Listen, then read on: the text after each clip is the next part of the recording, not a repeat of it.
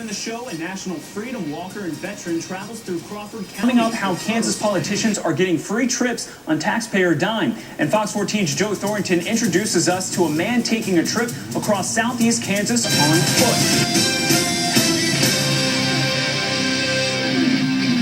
Welcome back. A pastor and former veteran from Tennessee walks through the pouring rain in Pittsburgh as an Independence Day salute to the veterans. But that's just one reason for the walk.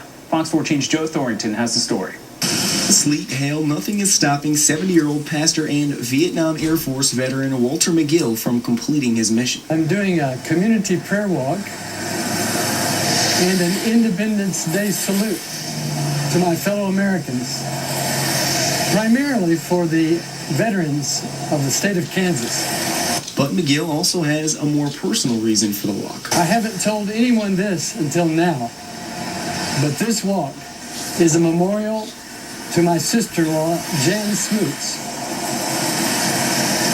who was a resident of Pittsburgh, who was killed in a car accident 10 years ago.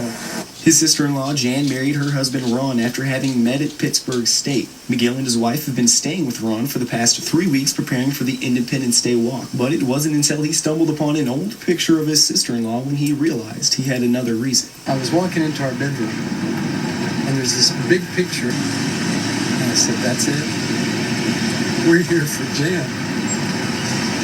We're here for Jan and Ron.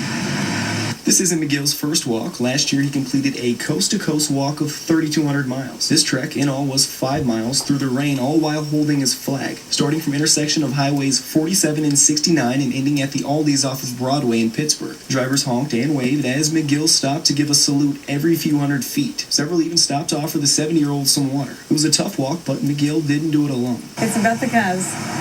It's about doing whatever God has us to do. God's the main one who made it happen. McGill says he likes to think of the fallen during his walks, but this time he also remembered to give a salute to Jan. We've got to go forward. We've got to put these things behind us. But once in a while, it's great to look at the picture and remember.